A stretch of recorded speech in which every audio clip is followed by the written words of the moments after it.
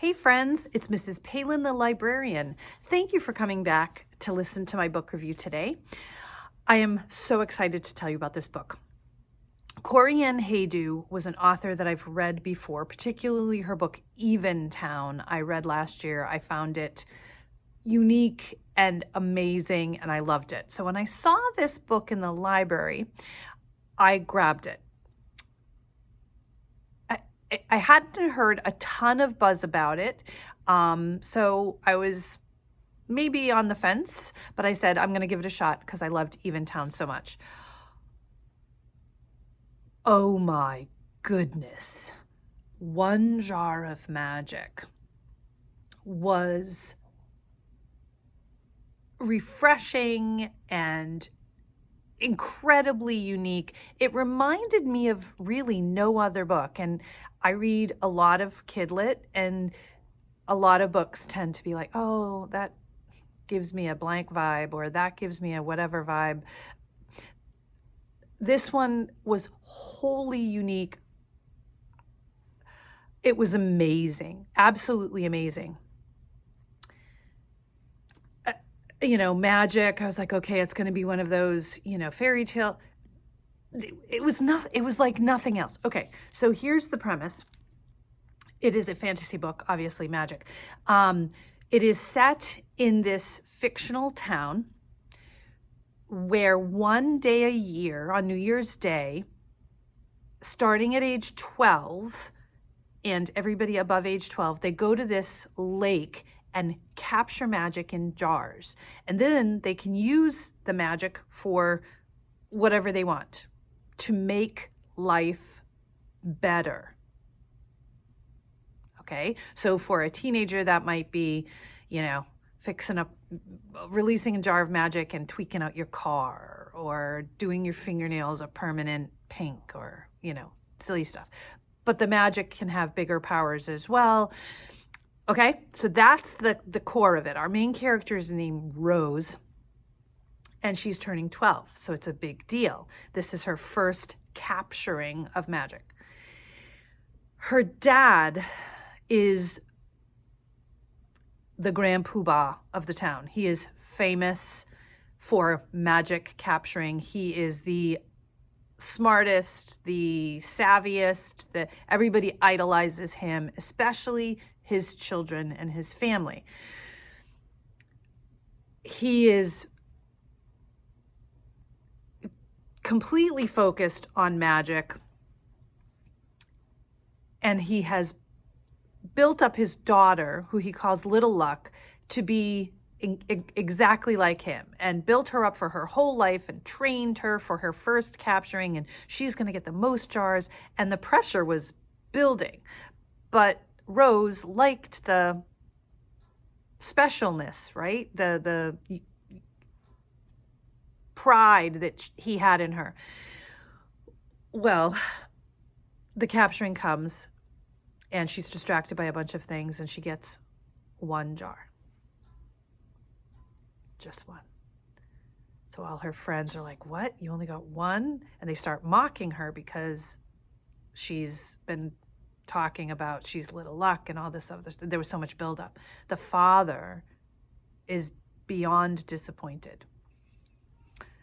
So that's the first few chapters. That's the core, the surface of the story. Oh, but the themes of the story are amazing. So expectations, number one. Here are the expectations somebody else gives you and what you think you should be. Her father thought she will be here, and he never looked at really who she really was and didn't care, right? So that's one of the core things, is where are the expectations, and do you have those same things, and are they what you want? The other thing is this, you could get such a good conversation going about, is that reality? If you take magic and change things, is that real anymore? And should you? And if you need magic to make things perfect, you miss seeing the perfections all around you. Oh my goodness. Oh, it's so thought-provoking. And the last thing is that this family is troubled, deeply, excuse me, troubled. With the father is the core of that trouble, and there are just little hints and signals throughout the whole story about just kind of this volcano kind of waiting to climax and erupt here. It was amazing. The language she uses, and I'm sorry, I'm going on and on and on, but absolutely amazing. So there's this one family in town that doesn't use magic. And all this time, he decided to not change things with magic. He's had it right there. And instead, he's decided that he's enough, that their home at the edge of the Bellingbright is enough, that his family is enough. She always felt like she wasn't enough, that she needed magic to be more than she was. The language was unbelievable.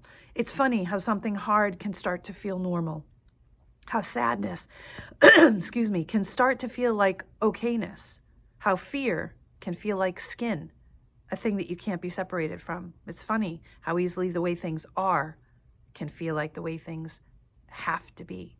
I adored every page of this book. I had 2 or 3 little tags on it.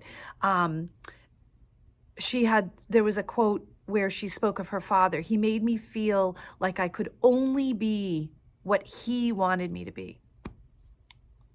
That one reminded me of a book I've just recently read too, Starfish. Oh my goodness, where this overweight girl just only thought that she could be what her mother. Anyway, he told me I was lucky, that she's speaking of her father here. He told me I was lucky thousands of times, but he never told me I was powerful all on my own. Like, seriously, the conversations that these quotes are going to, and she spoke of her brother. It almost made me cry. She said, Lyle is the rock that juts out and helps me climb. Like, every page. This book was beautiful and unique and brilliant, and I absolutely adored it. Get it, read it, share it. You will not be sorry. Solid middle school read. I think I have to have it on my shelf. It's too powerful not to have it on your shelf. There are some some mature themes in here, particularly with the dysfunction of the family. There's some abuse in here. Nothing insanely graphic, but it's there. So for mature elementary readers and solid middle grade read, get it, share it. It was amazing. Thank you, Corey and Haydu, for this beauty gem of a book. Bye, folks. See you soon.